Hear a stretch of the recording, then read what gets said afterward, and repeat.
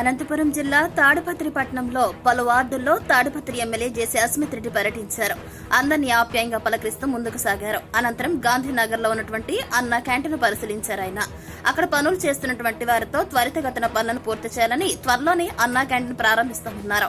ఈ కార్యక్రమంలో ఎమ్మెల్యే జేసీ అస్మిత్ రెడ్డితో పాటుగా మున్సిపల్ కమిషనర్, జనసేన పార్టీ నియోజకవర్గ ఇన్ఛార్జ్ కదిరి శ్రీకాంత్ రెడ్డి, కౌన్సిలర్ విజ్జి, షాకీర్, హాజీ, సుదర్శన్, మల్లికార్జున్ రెడ్డి, తిరుపాల్ రెడ్డి, అంజీ, మురుగన్, బాలు తదితరులు పాల్గొన్నారు.